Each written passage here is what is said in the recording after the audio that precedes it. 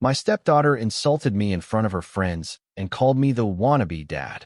The next morning, I threw her out of my house and blocked her access to all my funds and properties. What happened next was rather unexpected. I will tell you everything. First, let me quickly thank you for your continuous support. This means a lot to us. If you enjoy the stories we share, kindly subscribe to this channel. It will be great if you can leave a comment on which city you are watching from. We might just give you a shout out in our next story. Today's special shout out goes to Johnny Armstrong from New York. We are glad you enjoy our stories. Now let's go deeper into the story. I never wanted to be anyone's replacement. That was clear from the beginning. When I met Carla, she was already a mother. Her daughter, Jada, was 12, just old enough to keep her guard up and just young enough to crave stability. I wasn't trying to be her dad. I never introduced myself that way, never demanded it, never asked for that title. All I wanted was to be there. Steady. Present. Someone who wouldn't vanish when things got inconvenient. Carla was beautiful, ambitious, and coming off a brutal divorce. I was in a comfortable place, own business, quiet house, no kids of my own. It could have stayed simple, but I fell for the idea of family. I chose that life. I chose them. The first year, Jada barely spoke to me unless prompted. I'd get nods, eye rolls, grunts.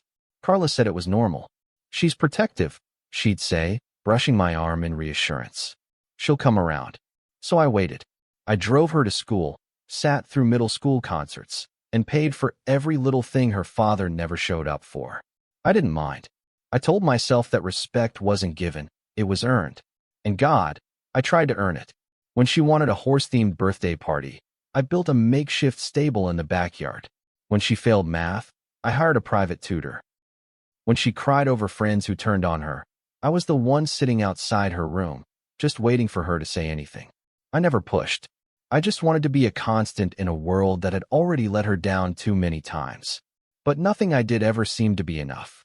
By the time she turned 16, it was like living with a stranger who hated me just for existing. Carla always made excuses. Teenage girls are tough, she'd say. She doesn't mean it. But sometimes, Carla didn't see what I saw. How Jada would go completely cold when I walked into a room. How she'd talk to me like I was the help. How she'd purposely exclude me from conversations, plans, even pictures. I chalked it up to immaturity, tried not to take it personally. But it ate at me. Quietly, steadily, it chipped away at whatever warmth I used to feel in my own house. I remember the night it all snapped. It was a Friday. Jada had a few friends over. Girls from her college, all polished and loud, throwing their bags on my white couch like it was theirs. Carla was out of town for a conference, so I was the only adult home. I didn't mind the noise, I was used to it, but something told me not to linger too long. I brought out extra sodas and snacks like I always did, trying not to hover. "Thanks, Mr. Reynolds," one of her friends said. I smiled, nodded, and turned to go. Then I heard it, loud enough to freeze me mid-step. Why does he always try so hard? Like, he's not even my real dad. He's such a wannabe. It's kind of pathetic. Laughter followed. Not shocked laughter, comfortable, complicit laughter. I didn't move. I stood just around the corner, out of sight, holding a tray of drinks like an idiot. My hands were shaking. Not with rage, something colder. Emptier. It wasn't just the words. It was the casualness of it. Like that's how she always talked about me. Like I was nothing more than a running joke in my own damn house. My chest tightened, but I swallowed it. I put the tray down, walked upstairs, and sat on the edge of my bed in silence for a long time. I must have stared at the floor for an hour before I could finally breathe normally again. The next morning, she came down like nothing happened. Hair in a messy bun, phone in hand, scrolling with that practiced disinterest.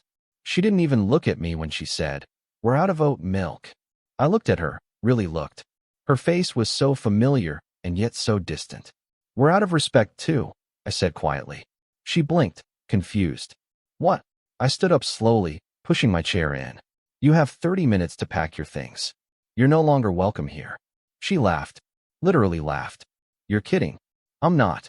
You can't just kick me out. This is my house." "No. It's mine. And you've made it clear you don't want me in your life. So I won't be." She stormed off, calling her mother. I could hear Carla's voice yelling through the phone. Shocked, furious. But I didn't care. I logged into my accounts, deactivated her credit card, revoked access to the shared vehicle, changed the smart lock codes. Everything I had set up to make her life easier, I shut down in under 20 minutes. She was still crying and pacing when I told her Uber was outside. I didn't hug her. I didn't yell. I didn't even look back when the door shut behind her. That night, I slept like a man who had just cut a tumor out of his chest. The kitchen was quiet the next morning, the kind of heavy silence that wraps around your shoulders like a wet towel. I sat alone at the table, sipping coffee gone lukewarm, watching the steam disappear faster than I could gather my thoughts. I'd barely slept. Not out of regret, but from the weight of a decision that couldn't be undone. Jada had left the night before in a whirlwind of shocked protests and tearful accusations, but I hadn't budged. The words she'd said in front of her friends kept echoing through my head like a chant I couldn't unhear. Wannabe dad, pathetic. My chest tightened every time I remembered the smirks, the giggles, the way they dismissed me like I was a bad sitcom character. I hadn't expected gratitude, but that level of contempt, it hollowed something out of me. When Jada finally came down that morning, she looked like someone who'd just walked off a runway. Hair straightened, flawless makeup, attitude back in place. There wasn't an ounce of remorse on her face. She wore her defiance like a designer coat, zipped all the way up. She glanced at me, then at the untouched breakfast I'd made out of habit, eggs, toast, the oat milk she'd complained about, and gave a scoff so soft, it barely registered. I should have ignored it. Should have let it slide like all the other little slights. But something in me snapped. I was tired of letting things slide. I was tired of pretending to be okay while living with someone who clearly resented every breath I took in her presence. You can sit, I said without looking up, but you won't be staying. She laughed again. Still on that. I folded my hands on the table and looked her dead in the eye. You said what you said, and I'm done pretending like I didn't hear it. She rolled her eyes and leaned against the counter. It was a joke. God, you're so sensitive. No wonder you're not a real dad. I didn't flinch. Exactly. I'm not your real dad. So I have no obligation to house you, feed you, or bankroll your life. You're an adult now, Jada. You made your choice. Now live with it. She blinked, startled for just a moment. The cool girl exterior cracked. But then she smiled, tight, smug. Mom won't let this stand. I stood and picked up my keys. Then she's welcome to find you a place to stay. You've got 30 minutes. I left the house before I said something I couldn't take back. I drove around for a while, aimless, just trying to calm my heartbeat. My phone buzzed nonstop, calls from Carla, a few from Jada that I ignored. Each buzz felt like a demand, a tug at my patience. I parked at a strip mall, bought a coffee I didn't need, and sat in the lot staring out at nothing. When Carla finally sent a message that simply read, "We need to talk now," I drove back home, steeling myself. I'd expected anger. I didn't realize how far she'd be willing to push back. When I opened the door, they were both there, Jada on the couch like nothing had happened, Carla standing in the foyer with her arms crossed like a principal waiting to scold a student. I closed the door behind me and set my keys down with slow, deliberate movements. Carla wasted no time. "You had no right," she snapped, voice trembling more with emotion than volume. "This is my daughter. You don't get to just throw her out like trash." I took a breath, trying to stay calm. She disrespected me. Not just privately, but in front of her friends. She made a mockery of everything I've done for her. And you've allowed it to go on for years. "She's a kid," Carla cried. "She's 20, I corrected. A grown woman who knows exactly what she's doing. And if you really think this is just about one comment, then you haven't been paying attention." Carla stared at me like I'd spoken in another language. Jada, from her spot on the couch, smirked and twirled her phone between her fingers. That look, so smug, so unbothered, ignited something inside me I didn't know was still burning. I turned to Carla, trying one last time to reach her. "Do you really not see it? The way she talks to me? The way she treats me like a joke? I never tried to replace her father. I just tried to be a decent man in her life. And she's done nothing but spit in my face for it. She's going through things." Carla shouted. "You think she's perfect? She's been struggling. With identity, with pressure, with being held accountable?" I interrupted. "Because that's all this is. She's never had to face consequences, and now that she has, you're acting like I'm the villain. Jada stood, arms crossed. You act like you're some kind of hero. You bought things. Big deal. That doesn't make you a dad. I looked at her, really looked, and I felt nothing. No anger, no heartbreak. Just a cold understanding that this person was never going to see me as anything other than a wallet. You're right, I said quietly. I'm not your dad, but I was your lifeline. And I just cut the cord. Carla lunged forward, grabbing my arm. You can't do this, Darren. Please, don't let this ruin everything. But it already had. I pulled my arm away and stepped back. You made your choice the moment you let her walk back in here without an apology. You chose her comfort over my dignity. So what now? She whispered. I stared at her for a long moment before speaking. Now, I call my lawyer. There was a stillness in the room after that. Not silence, just stillness. Like everyone suddenly realized this wasn't just a fight. This was the moment things broke. Carla blinked fast like she was trying to hold back tears, but I didn't reach for her. I didn't comfort her. I'd done that too many times, only to be undermined later. Jada sank back into the couch, suddenly quiet, suddenly unsure. I went upstairs and closed the door behind me. My hands were steady as I took off my wedding ring and placed it on the nightstand. It was the most peaceful I'd felt in years. By the time I came downstairs the next morning, I already knew something was wrong. The house was too warm, too loud, too full of tension to be empty. I heard the unmistakable shuffle of flip-flops against hardwood and the low hum of voices I hadn't expected to hear again. Not yet, and not like this. When I turned the corner into the living room, there she was. Jada. On the couch, legs curled beneath her like she owned the place, a bowl of cereal in her lap and her phone in her hand. No apology, no sheepish glance, no remorse. Just a flick of her eyes in my direction before she turned back to her screen like I was the help again. And right behind her, standing with arms crossed and that practiced look of fury, Carla. She looked rested, resolved, like she'd had all night to convince herself she was right. Like she was ready to go to war over this. She didn't say anything at first, just stared at me like I was the one who'd crossed a line. My stomach sank, but I didn't flinch. I didn't say a word. I wanted to hear it straight from her mouth, the lie she had clearly decided to live with. Carla cleared her throat and gestured toward the couch. She's not going anywhere, she said. And you had no right to throw her out. I tilted my head, voice calm. No right. That's right, she said, stepping forward. She's my daughter. This is her home. No, I said flatly, this is my home. I bought it. I maintain it. I pay every bill in it. You moved in when we got married, and she came with you. That was the agreement. But she disrespected me in a way I can't ignore.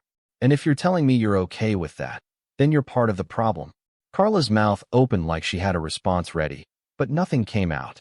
Just a flicker of something in her eyes. Guilt, maybe, or the distant recognition that I wasn't playing the role she'd assigned me anymore. Jada looked up again, still chewing, and said, God, you're so dramatic. It was just a joke. Her voice dripped with boredom, the kind that teenagers use when they want to let you know they stopped listening 10 minutes ago. I could feel my pulse rising, but I kept it buried deep. There was no point yelling. The message had already been delivered. Now it was time for action. You don't get to treat me like a joke and then live off my money, I said to Jada without raising my voice. Those days are over. Jada stood up, bowl still in hand. You think I want anything from you? Please, keep your money. I don't need you. I nodded once. Perfect. Then you won't mind leaving again. Today. Carla stepped between us. She's not leaving. If you think you're going to bully my daughter out of her own house. I'm not bullying anyone, I interrupted. I'm establishing boundaries. And if you're not willing to support that, then maybe you should pack a bag too. The air in the room changed after that. It got heavier, thicker, as if the truth had finally shown up and nobody knew how to breathe around it. Carla stared at me, stunned. For a second, I think she genuinely didn't believe I meant it. But I did. I meant every damn word. I walked past them both, grabbed my phone from the kitchen counter, and stepped outside. I didn't even need to call my lawyer again. We'd already had the prenup reviewed when things started unraveling months ago. He was just waiting for my green light. And I gave it, standing barefoot in my own backyard while my marriage crumbled inside.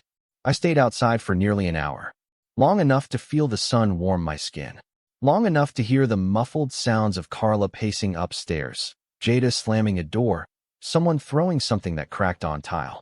But I didn't go back in until the house was quiet. I needed the silence. I needed the moment to register what I'd just set in motion. When I finally stepped back inside, Carla was in the dining room, sitting with her head in her hands. She looked up as I passed and whispered, "You really called him?" I did. She shook her head slowly. "You're blowing everything up over one fight." "No," I said. "I'm walking away from years of disrespect. That fight just reminded me I deserve better." I walked upstairs, packed a small bag, and booked a room downtown. I didn't want to stay in that house with them. Not anymore. It didn't feel like home. It hadn't in a long time, and now I knew why. I paused at the top of the stairs, listening for signs of life, but there was nothing. No footsteps. No words. Just a stillness that felt too familiar. I walked out, locked the door behind me, and didn't look back. At the hotel, I lay on the bed fully dressed, staring at the ceiling. My ring was still in the nightstand at home, and I didn't miss it. I ordered a drink from the bar downstairs and let it sit untouched on the table beside me. My phone buzzed with messages. Carla asking me to talk, Jada sending cryptic one-word texts like "seriously?" and "wow." I didn't respond. I blocked both of them for the night. I needed the silence more than anything. That night, I slept better than I had in years. Not because I was happy, not because I felt vindicated, but because, for the first time, I knew I had finally stood up for myself. I had drawn a line. And I was ready to watch the whole damn world burn if it meant not crossing it again. The thing about war, real war, is that nobody walks away clean. Even when you're right, even when you've drawn your boundaries with surgical precision, the fallout leaves shrapnel in places you didn't know could bleed. I checked out of the hotel 3 days after I moved in. Not because I was ready to come back, but because the hotel began to feel more like a bunker than a reprieve. Sterile walls, forced smiles at the front desk, the smell of overly bleached sheets. It all reminded me that I was in limbo, not liberation. So I went home. Not to reconcile. Not to bend. I went back because it was my house, and I'd be damned if I let two ungrateful people hold it hostage. When I walked in, I half expected a storm. Bags packed, voices raised, Carla demanding I reconsider, Jada tossing more venom from behind her phone. But the house was dead silent. Lights off, curtains drawn. The kind of silence you only hear when people have either given up or are plotting their next move. I found Carla in the kitchen, sipping wine at 10 in the morning like it was orange juice. She didn't look up when I entered. She just said, "Your lawyer called me." Her voice was flat, brittle. I said nothing. She took another sip. "So that's it. 20 years together, and you're just done?" I let the question hang. 20 years. That's what she said. But I remembered 10 of those years being me walking on eggshells, trying not to disrupt the tightrope she balanced between motherhood and avoidance. I finally answered, slow and steady, "I'm not done. I'm finally starting." She set the glass down hard, wine splashing up the sides. "You're punishing me for her behavior." I shook my head. "No. I'm holding you accountable for enabling it. You let her disrespect me for years. You made excuses, minimized my hurt, told me to let it go like I was being too sensitive. You chose comfort over truth, and now you're shocked I won't carry it anymore." She stood abruptly, eyes blazing. "You knew what you were walking into when you married me. I was a mother first." I nodded, and I respected that. "I never asked you to choose between us. But the second you brought her back into this house after what she said to me, you made your choice." The rest of that day passed like molasses. No yelling, no crying. Just two people tiptoeing around the ruins of what used to be a marriage. Jada didn't come out of her room once. I knew she was still in the house because the Wi-Fi log showed her phone connected all day. That, and I heard music through her door. The kind of passive-aggressive blaring that was supposed to let me know she was fine. That she didn't care. That she was winning. But winning what? That's what I kept asking myself. What game did she think she was playing? And what exactly was the prize? A house? Money? The satisfaction of watching someone who tried to care crumble under the weight of her contempt? A few days later, the papers were served. Carla didn't cry. She didn't even flinch. She looked at the envelope like it was a bill she forgot to pay. But I knew better. I knew her silence wasn't strength, it was surrender. She had no fight left in her because deep down, she knew I meant every word I'd said. The prenup held. Ironclad. My lawyer made sure of that before we even got engaged. Back then, Carla had called it unromantic and cold, but I told her it was just clarity. I'd built my life before her, and I wasn't going to risk losing it in the name of love. She signed it reluctantly. Now, that paper was the only thing protecting me from losing everything to people who treated me like an ATM with feelings. The fallout spread faster than I expected.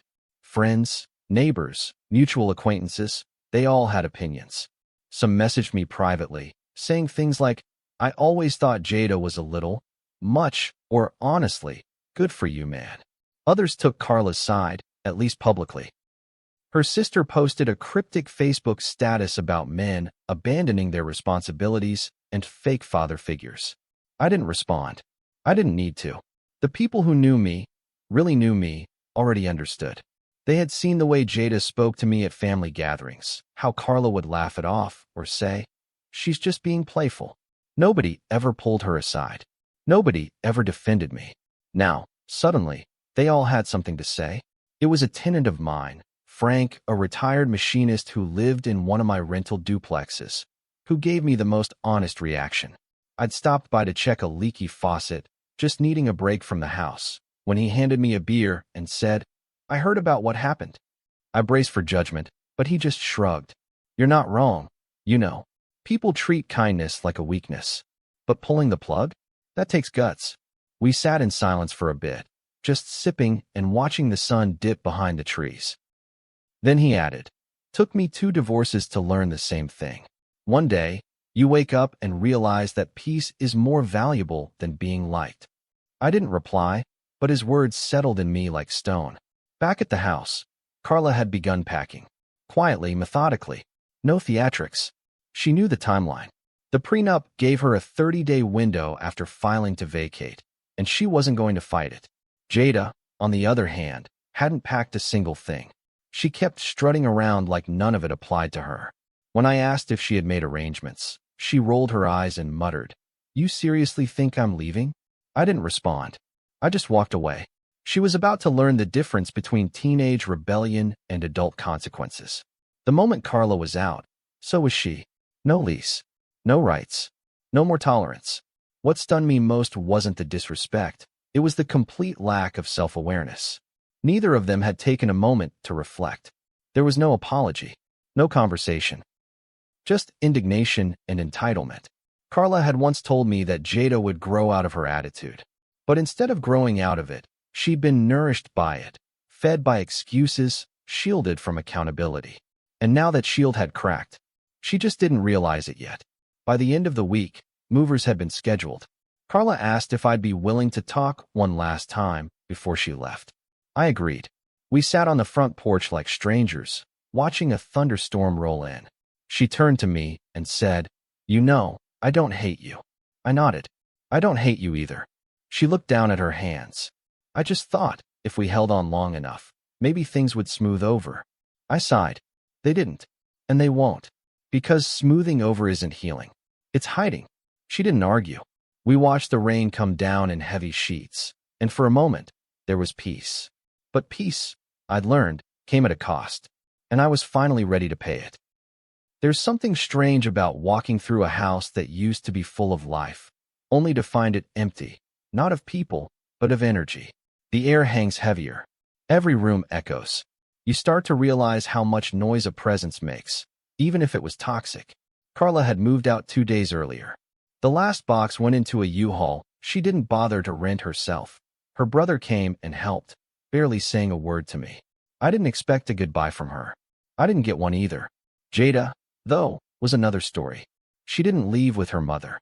She stayed behind, as if by sheer force of will, she could undo reality. I gave her 72 hours. I told her, flat and unemotional, "You're not staying here. Pack what you want. What's left after that is trash." She called me a monster. I called it closure. But in the quiet moments that followed, when the front door clicked shut and I was finally, completely alone, I didn't feel victorious. I didn't feel free. I felt heavy, not with regret, No, that ship had sailed, but with memories. Old ones. The kind that sneak up on you when the anger fades and all that's left is a string of what-ifs. I remember Jada at 13, standing in the doorway of my office holding a math test with a giant red F on it. She looked embarrassed but determined. "I don't get it," she mumbled. "Can you help?" And I did. I sat with her for hours, going through equations I hadn't touched since high school. She hated every second of it, but she kept showing up every afternoon until the grades started turning around. She never said thank you, but I didn't do it for that. There was the Christmas she asked for a PlayStation. Her dad had promised it months before, and of course, he didn't deliver. She didn't cry, just shrugged like she expected it. I waited until the stores opened the next morning and found one 3 cities over. Drove 2 hours, stood in line with other desperate parents, paid double what it was worth. When I got home and handed it to her, she didn't even unwrap it. Just said, "You didn't have to do that." But I did, because I wanted her to feel like someone finally came through, like someone kept their promise. That night, I told Carla I wasn't trying to buy Jada's love. I just didn't want her to feel abandoned. Carla kissed my cheek and said, "She'll come around." But she never did. One afternoon, when she was 16, I found her crying in the garage. I didn't ask questions, I just sat beside her. After a while, she mumbled that a boy she liked had called her too weird to date. She looked so small then, so vulnerable. I told her she was brilliant, beautiful, and too much for small-minded people. She didn't respond, but she stopped crying. That was the thing. I was always there when things went wrong. I was the one holding the net when she fell. But that never translated into respect, not even acknowledgement. I started to realize she didn't want a net. She wanted someone to blame when she crashed. And when I wouldn't play that part anymore, I became the enemy. I kept thinking back to one night, maybe 2 years ago, when Carla and I had a fight about Jada's tone. I'd asked her, gently, not to curse at me in the middle of dinner. Carla had brushed it off. "She's just being expressive," she said. "She's testing limits." I told her I was tired of being the only one drawing boundaries. Carla got defensive, told me I didn't understand what it meant to raise a teenage girl. But I wasn't trying to raise her. I was trying to coexist, trying to be a constant presence, the way a decent man should be. But I never had a partner in that. Carla always played mediator, never enforcer. And that was the beginning of the end. When I finally walked into Jada's room to clean it out, the smell hit me first. Vanilla candles, perfume, a hint of dry shampoo. It was like stepping into a memory preserved in scent. Her posters were still on the wall, though curling at the edges. A pile of clothes lay half-folded on the bed, like she'd planned to pack and just didn't. On the desk, I found an envelope with my name on it. My stomach tightened. I sat on the edge of the bed, opened it, and pulled out a letter written in that dramatic cursive she always used when she wanted something to look deep. It wasn't an apology. Of course not. It was a guilt trip. 3 pages of emotional blackmail written with a steady hand and a sharp tongue. She accused me of never truly loving her, of doing things just to look like a good guy, of making her feel like an outsider in her own home. "You were always trying to impress people," she wrote, "not love them." That line stung, not because it was true, but because it was so far from the truth it felt like slander. Every sacrifice I made, every small gesture, I didn't do it for show. I did it because I believed that love wasn't just words. It was consistency, reliability, action. But I guess none of that matters if the person on the receiving end is determined not to see it. I didn't respond to the letter. I didn't even keep it. I folded it back into the envelope, walked to the fireplace, and lit a match. It burned fast, curling at the edges, turning sharp words into ash. I stood there watching until the last ember died, and I felt lighter. Not absolved, just clear. She'd made her truth known, and I had no obligation to carry it anymore. Later that night, I got a message from one of Carla's cousins, someone I barely knew. She said, "I know you're going through a lot. I just wanted to say, I always thought you were a good man. Jada and Carla, they took advantage of that. And I'm sorry you got caught in the middle." It was a small thing, but it meant more than I expected. Because sometimes, all you need is one person to say, "I saw it too." It took me nearly a week before I could walk through the entire house without stopping in a doorway and wondering what used to be there, what energy, what echo, what version of myself. There was a time this house felt too big for one man. Now it felt just right. Every room had a quietness that didn't feel lonely. It felt earned. I moved slowly through it, like someone recovering from surgery. No TV blaring in the background. No footsteps stomping up the stairs in defiance. No doors slamming in place of conversations. Just peace. A heavy, sacred peace that had cost me nearly everything I thought I was building, but gave me back something much more important, myself. The first morning I spent truly alone. I made coffee in silence and stood barefoot on the kitchen tile, staring out the window at the backyard I used to mow by hand just to save a few bucks. I saw the old swing set that I put together one summer when Jada said she missed having one. She used it exactly twice. But I never took it down. For years, I kept thinking, maybe one day, she'll bring her own kids back to this yard. Maybe one day, she'll see what I was trying to give her. That fantasy died the moment I read her letter. And when I finally pulled that rusted swing set apart with a crowbar, it wasn't sadness I felt. It was release. Like I was removing something that no longer belonged. A memory I no longer needed to pretend meant something to both of us. A few days later, I donated 3 boxes of her old things to a local shelter. Clothes she never wore, gadgets she never used, books she never read. I kept one photo, just one, of the 3 of us at the lake during a summer trip. Carla had made us all wear matching t-shirts. Jada looked miserable, but the sun hit her hair just right, and there was the tiniest hint of a smile on her face. I kept that photo not because I missed her, but because I wanted to remember that I had tried. That I had really tried. That I didn't walk away casually or cruelly. I walked away after giving every damn chance that should have been given. And then some. I changed the locks. Not just because it made sense legally, but because I needed the ritual. I needed to hear the metal click into place and know that this space, this sanctuary, was mine now. No more shared decisions. No more looking over my shoulder for validation that never came. It was a strange feeling, standing at my front door with a set of brand new keys. Like a man who'd finally come home, even though he never really left. I slept better that week than I had in over a decade. My dreams were quiet. No faces. No yelling. Just silence. And the hum of an air conditioner that no longer had to compete with drama. Then, just as things began to settle, I got a message request on social media from Jada. The profile photo was recent. She was older now, a little more refined, but the smirk was still there. Her message was simple. I hope you're happy. You ruined everything. That was it. No greeting. No pretense. Just a last stab from someone who still couldn't admit that they had pushed too far. I didn't block her right away. I stared at the message for a full 10 minutes. Then I typed. I didn't ruin anything. I walked away from being disrespected.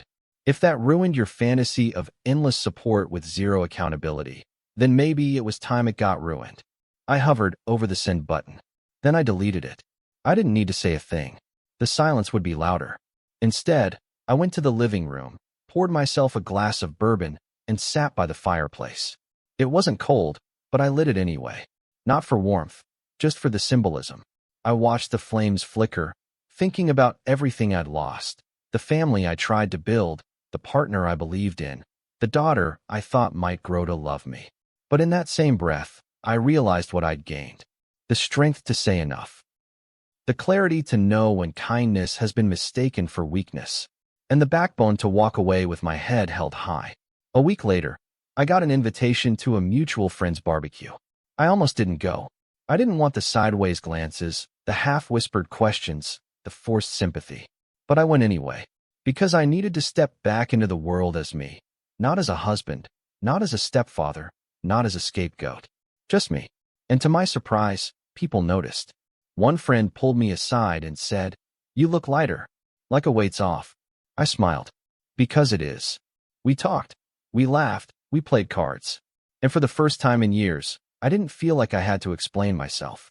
Later that night, I came home, took off my shoes, and stood in the foyer. That silence, the same silence that once felt suffocating, now felt like a song. A hymn to my own freedom. I didn't need noise to fill the space. I didn't need people to make it feel like home. I needed respect. I needed boundaries. I needed peace. And now I had all three. They say family is forever, but I've learned that's only true when there's mutual respect. Love without respect is manipulation. Sacrifice without acknowledgement is servitude. I walked away not because I stopped caring, but because I started caring about myself. I'll never regret what I gave, but I'll never apologize for choosing peace over performance again. If you've ever reached a breaking point in your own family, I want to hear about it. What boundaries did you draw, and what did it cost you? Drop your story in the comments below. And if this story hit a little too close to home, go ahead and hit that like button, subscribe for more, and share this with someone who needs a reminder. Peace isn't given, it's claimed. See you soon in the next story.